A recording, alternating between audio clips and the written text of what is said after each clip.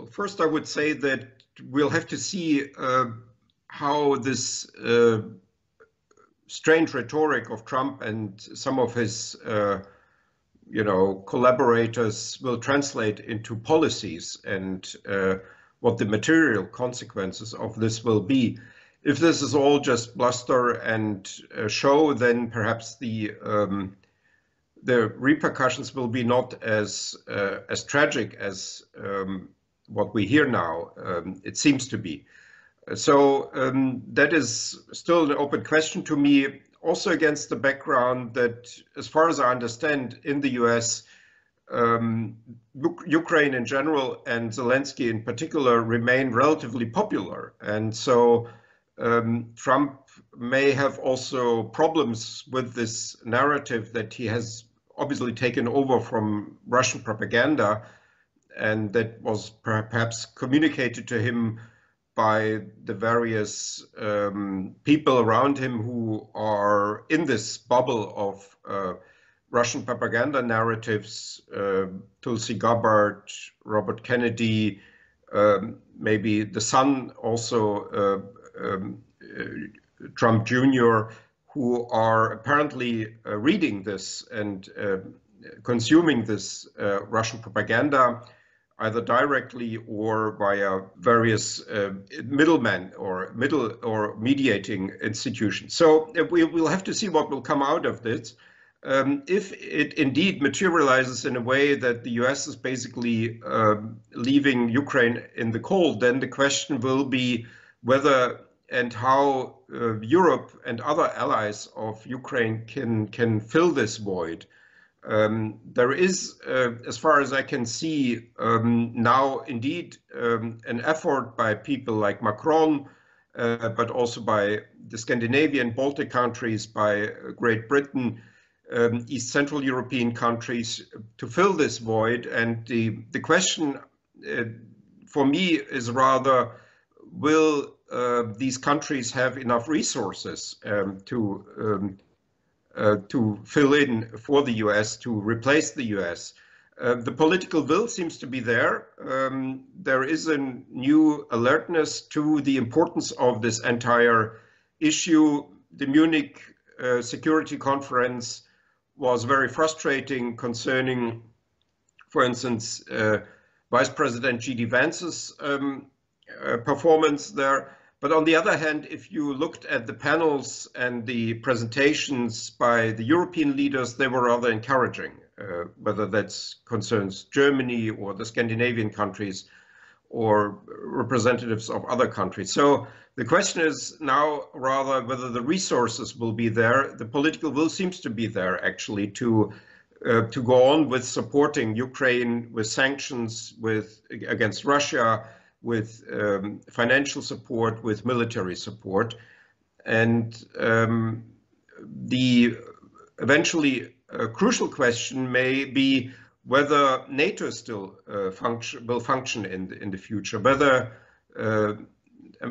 in particular America's promise or guarantee of security for European countries will be still upheld, especially for the frontline or frontier states, the Baltic states, Finland, Poland.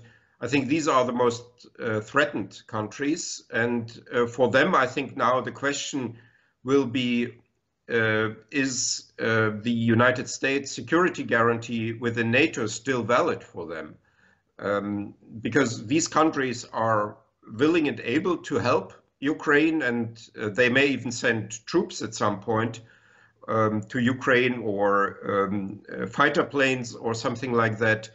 But will these countries themselves be secure? And here I think the US still plays a crucial role.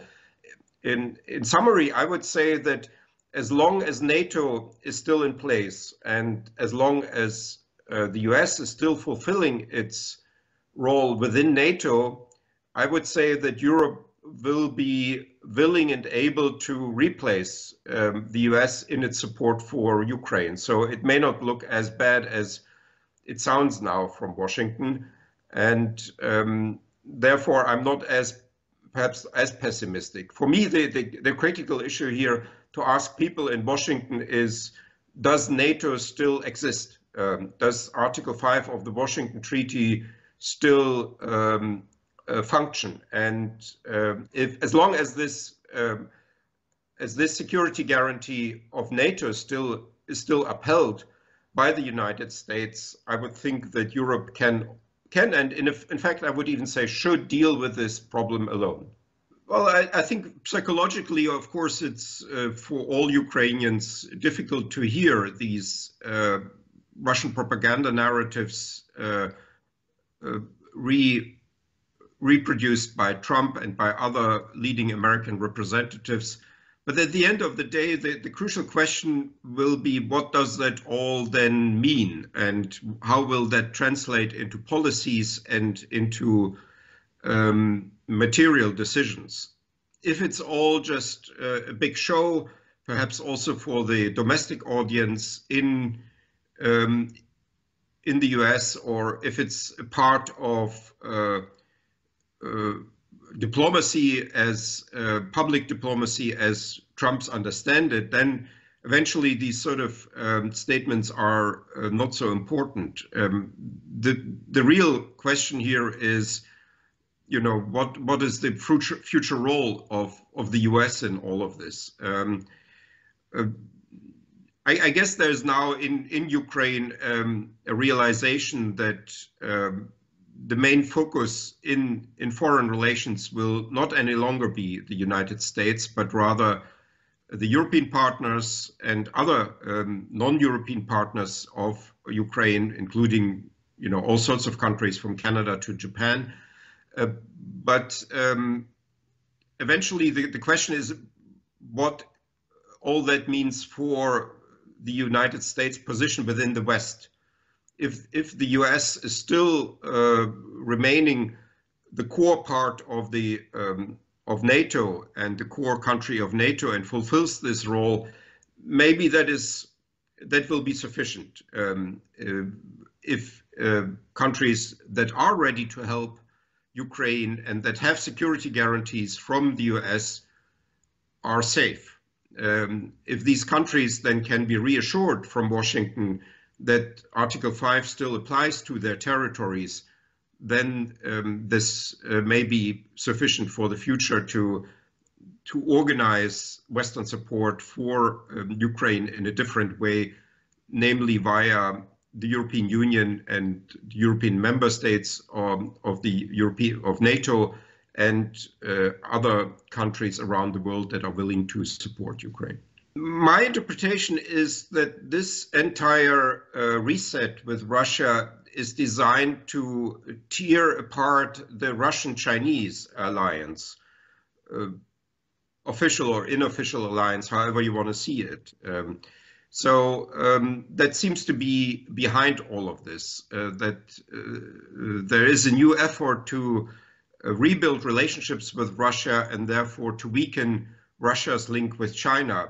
But I'm not sure that this will work, and I'm not even sure that China is very worried by this kind of effort, and whether this is really something that will eventually have any material result, in spite of now the more friendly rhetoric that we hear from Russia towards the United States.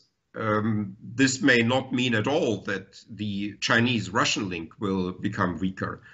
So this is, I think, from the United States side, all a huge gamble that alienates the traditional allies of the US without actually perhaps having much effect on the geopolitics of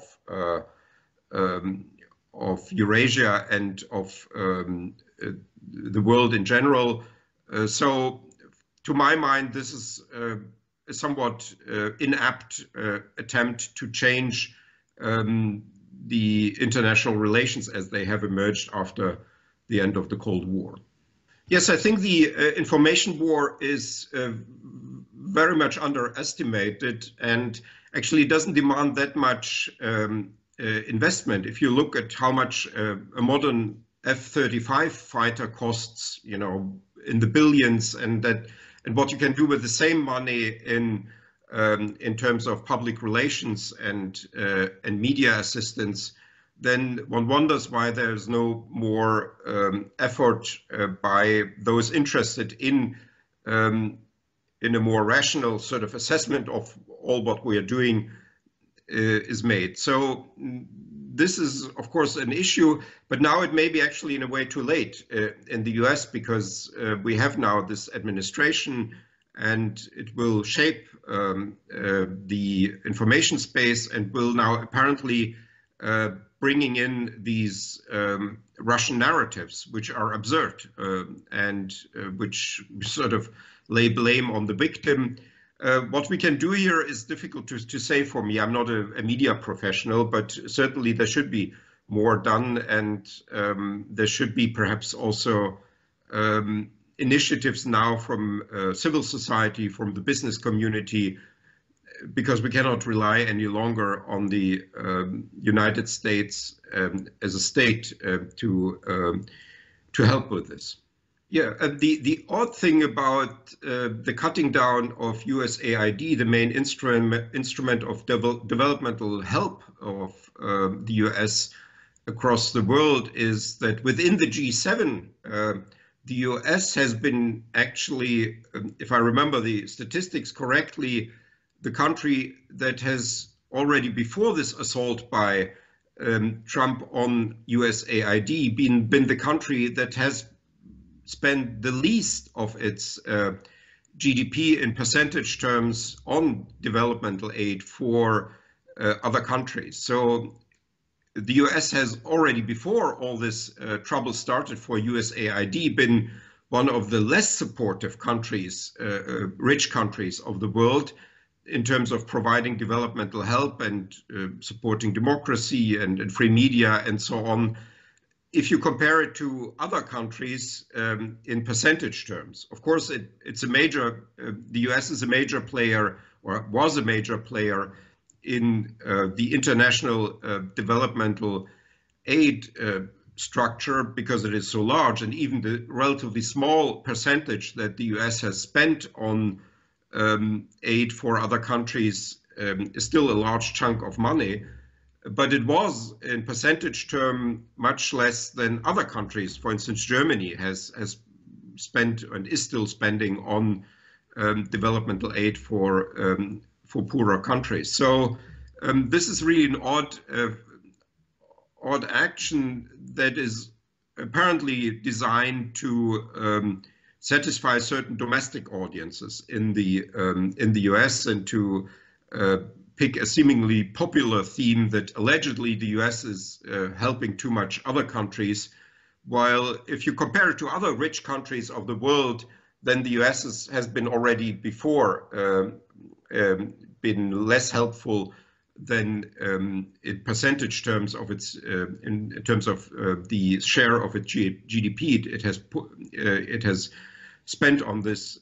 So this is an odd phenomenon, an obviously populist policy with no relation to the actual reality, and it will also be in budgetary terms not very significant for the US if now the foreign aid is cut down. One of the issues that I keep following is the repercussions of all of this. What happened basically since 2014, since the war started, since the occupation and then annexation of Crimea started as the beginning of this Russian assault on Ukraine, is the repercussions that this has for the logic of nuclear non-proliferation, because we have this odd non-proliferation regime established by the NPT, by the Non-Proliferation Treaty, that 5 countries in the world have, under this treaty, the permission to have nuclear weapons, and the other of the 191 countries that have signed this treaty do not have permission to build and to purchase nuclear weapons. And so what we had in 2024 is that we had the first of all, we had this odd situation that a country that is permitted to have nuclear weapons attacks a country that is forbidden to have nuclear weapons by the NPT, and that the NPT then does not foresee any solution to this contradiction, that the non-proliferation regime in fact enables and furthers a territorial expansion of an official nuclear weapon state at the expense of an official non-nuclear weapon state. So that was already a very absurd situation, also especially absurd against the background that Ukraine once had nuclear weapons. It inherited atomic arms from the Soviet Union, gave it away. It got then this Budapest Memorandum signed by the 3 depository states of the nuclear Non-Proliferation Treaty, the US, Great Britain, and Russia. And nevertheless, this Budapest Memorandum, the Non-Proliferation Treaty, did not protect Ukraine, and also basically it had very little consequences for Ukraine and for the help of countries that have also signed this treaty for Ukraine, because many countries simply have not helped Ukraine, and some even are taking a position against Ukraine, although they should be very worried about the situation that they, as non-nuclear weapon states, are signatories of this treaty, and they could potentially have the same fate.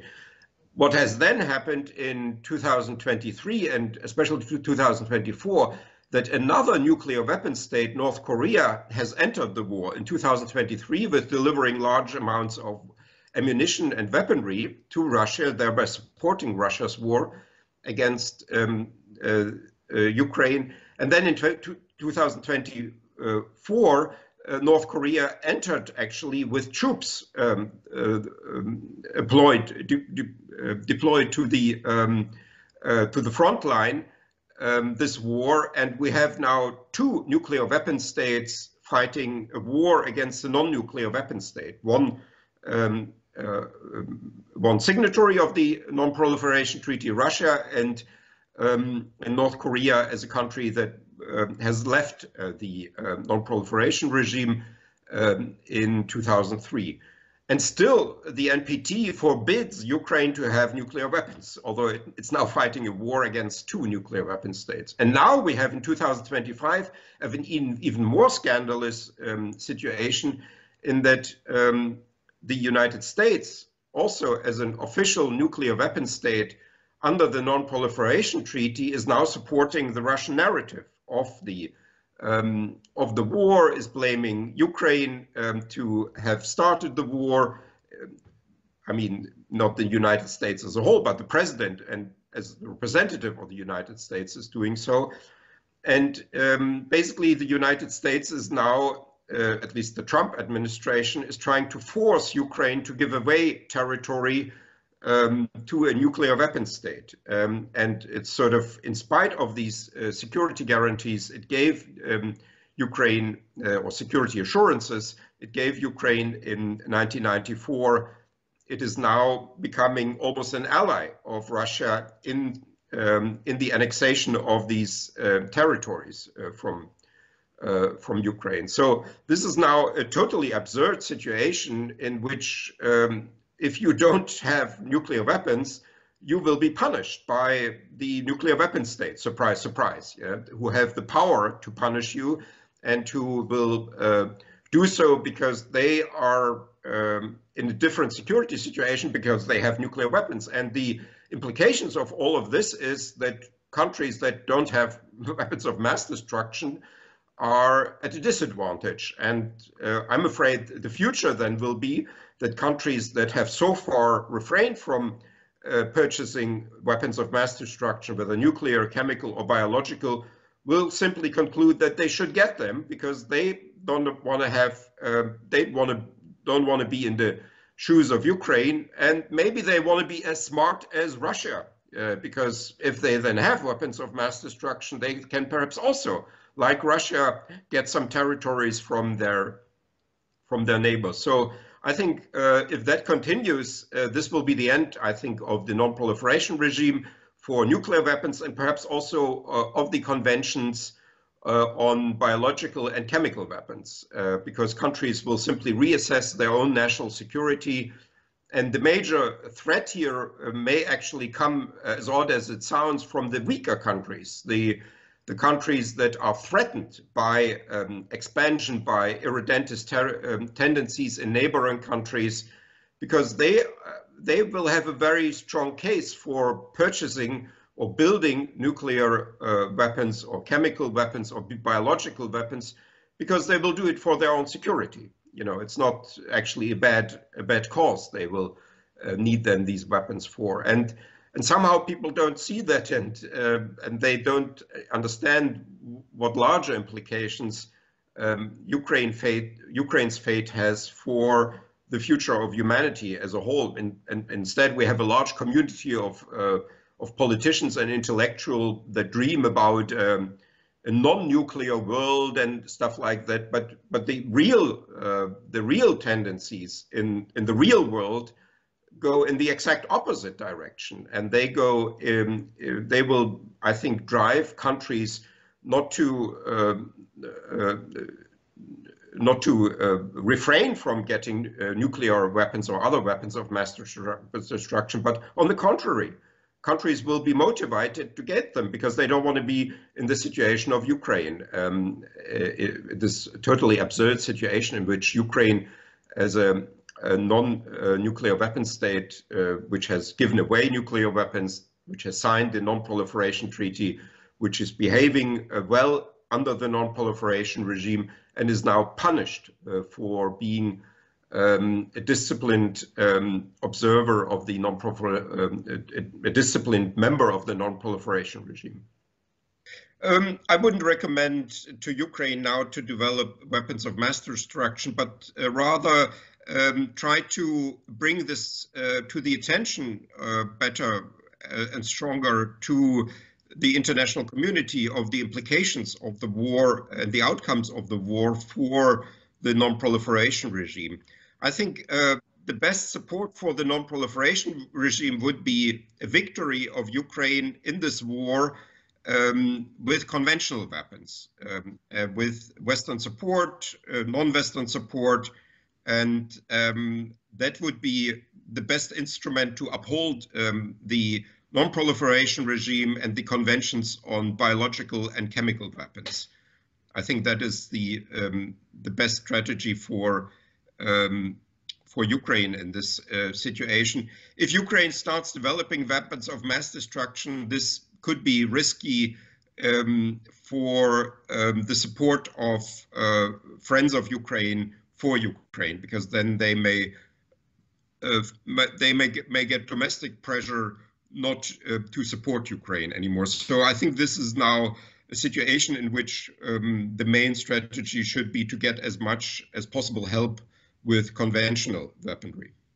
There's now also a discussion going on with so-called peacekeepers in Ukraine, which I think is a more complicated issue than perhaps some people imagine, because if you would think of peacekeepers that are now put on the front line or on the contact line once there is a ceasefire, this would be actually a very odd situation, because you would then have foreign troops in Ukraine that would help Russia to make the occupied territories permanently occupied, because then these peacekeepers, if they are stationed at the front line, they would be sort of stabilizing this contact line or front line.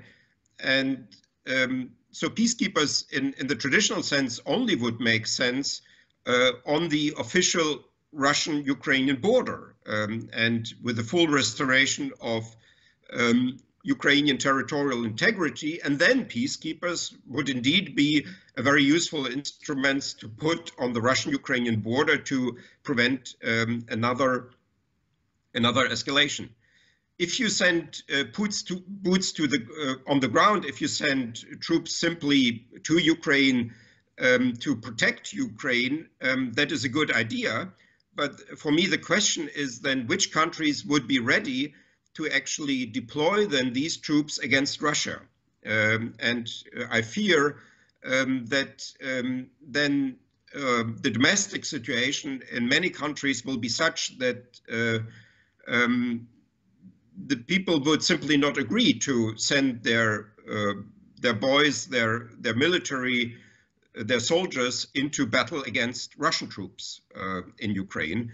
I think that would be difficult for Western politicians or other politicians of foreign countries to get through. So I think in a way this is a somewhat misleading discussion, because neither so-called peacekeepers on the current front line and future contact line of during a ceasefire would be very sensible, nor will Western troops that are then sent to Ukraine to defend Ukraine be an easy decision. I would certainly be in favor of such troops arriving here, whether Western or non-Western, in Ukraine, but I'm afraid they would then perhaps be stationed in Western Ukraine or somewhere in central Ukraine and be actually just simply stationed there without doing much. Ground troops.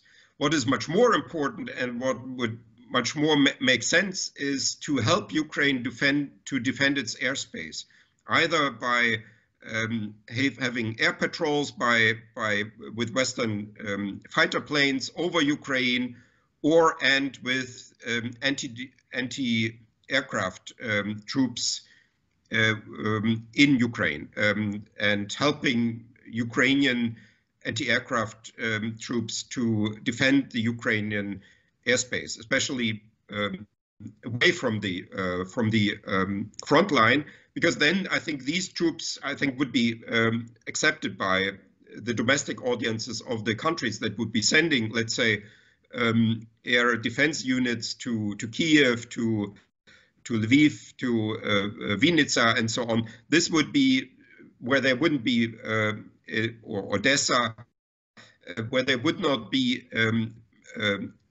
in a situation where they would get into direct contact with Russian troops. They would be simply shooting at Russian drones, Russian cruise missiles, or Russian rockets that are flying into Ukraine. That would be a huge help for Ukraine, and I think politically a relatively unproblematic help. Whereas ground forces, I don't know what they would be doing here if they are not going into combat. If they are not ready to be employed in combat against Russian troops.